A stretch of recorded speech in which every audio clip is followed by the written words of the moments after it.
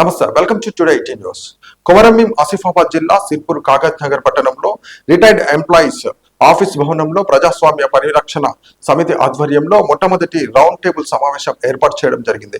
ఈ కార్యక్రమంలో భాగంగా ప్రజల్లో అవగాహన కలిగేలా, ప్రజలను ఉత్తేజపరుస్తూ 100% ఓటు వేయడం జరిగేలా రేపటి నుండి పట్టణాల వారీగా, మండలాల వారీగా గ్రామాల్లో ప్రజల్లో అవగాహన తీసుకురావడానికి ప్రజాస్వామ్య పరిరక్షణ సమితి ఏర్పాటు చేయడం జరిగింది. ఈ దేశంలో మనం ఎక్కడైనా నివసించవచ్చు. మొట్టమొదటి. రెండవది, ఏ భాష అయినా మాట్లాడవచ్చు, ఏ మతాన్నైనా స్వీకరించవచ్చు. నీ భావాన్ని స్వేచ్ఛగా ప్రకటించవచ్చు, ప్రభుత్వాల తీరును ప్రశ్నించవచ్చు. ఇది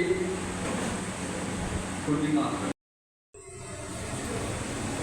ప్రజాస్వామ్యాన్ని ఏ విధంగా ప్రదర్శించుకోవాలని ఏదో మన ఆలోచన ద్వారా తీసుకోవాల్సి ఉంటుంది. అయితే ముఖ్యంగా ప్రజాస్వామ్యం అనేది అందరూ ప్రజాస్వామ్యం కన్నా శివశక్తి ప్రజాస్వామ్యం అంటే ఇది ప్రజాస్వామ్యం అంటే ప్రజాస్వామ్యం అంటే బాబాసాహెబ్ అంబేద్కర్ ఆలోచన విధానంతో ప్రజల చేత ఎన్నుకోబడిన ప్రజాప్రతినిధులే మనకు పూర్వకాలంలో రాదు. ప్రతి ఒక్కరి మీద ఉంది. రేపు రాబోయే రోజుల్లో కూడా ఈ సమితి ఒక నిర్ణయం తీసుకొని, సరే ఈ రోజే మనము అంత మార్పు రాకపోవచ్చు, కానీ ఒక అడుగైతే ముందు పడుతుంది. రాబోయే రోజుల్లో కూడా ఆ పోటీ చేసే ఎమ్మెల్యే కానీ, పార్లమెంట్ సభ్యులు కానీ, చివరికి కౌన్సిలర్ కానీ, ఎవరైనా కానీ బాధ్యత ఒక పదవి అని అంటే నేను ప్రజల కోసము నేను ఇట్లాంటి పని చేయడానికి నన్ను ఒక బాధ్యతగా పెట్టిండ్రు. నా బాధ్యత నేను ఇది అనేది రావాలి. అది రావాలంటే ప్రజల్లో కూడా మార్పు రావాలి. ప్రజల్లో కూడా తప్పకుండా మార్పు రావాలి. ఆ ప్రజల్లో మార్పు రావడానికి కోసం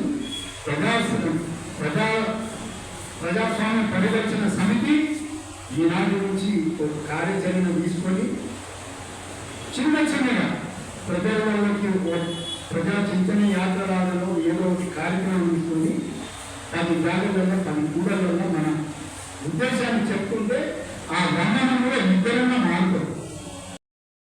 చేయడం కదా అని నిలదీసి ఈనాడు కేవలం కులాలు, మతాలు, దానికి తోడు వ్యవస్థలో స్వార్థం.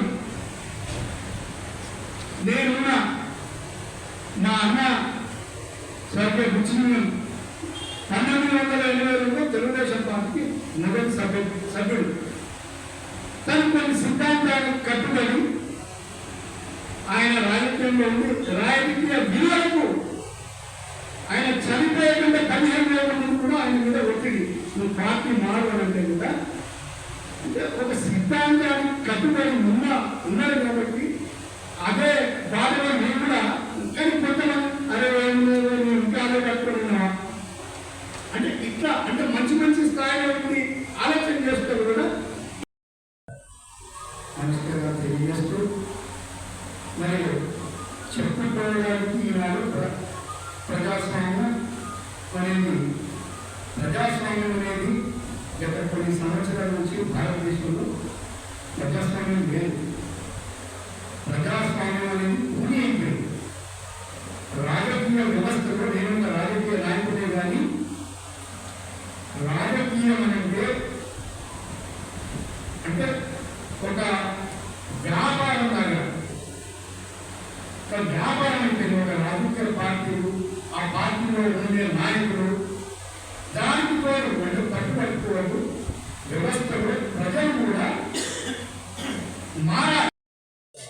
ప్రజాస్వామ్య పరిరక్షణ సమితి ఆధ్వర్యంలో ఎన్జిఓస్ రిటైర్డ్ ఎంప్లాయీస్ భవనంలో మొట్టమొదటి కార్యక్రమం ఏర్పాటు చేయడం జరిగింది, రౌండ్ టేబుల్ సమావేశం. ఈ సమావేశానికి అధిక సంఖ్యలో మేధావులు మరియు పట్టణ ప్రముఖులు, అన్ని కులాల ముఖ్య నాయకులు ఇచ్చేసి ఈ ప్రజాస్వామ్య పరిరక్షణకు మరి ఏ విధంగా మనం తోడ్పడతామనే ఉద్దేశంగా మాట్లాడడం జరిగింది.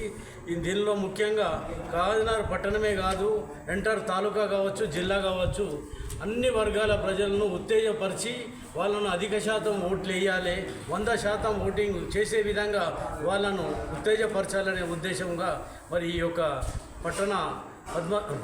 పట్టణ ప్రజాస్వామ్య పరిరక్షణ సమితి ఏకవాక్య తీర్మానం చేయడం జరిగింది. అదేవిధంగా రేపటి నుంచి భవిష్యత్ కార్యాచరణ ఇంకా ఏర్పాటు చేయడది మండలాల వారీగా, పట్టణాల వారీగా, మండలాల వారీగా మండల లోపల కమిటీలు ఏర్పరిచి అతి తొందర లోపల ప్రజాస్వామ్య పరిరక్షణ కొరకు మరి ప్రజలను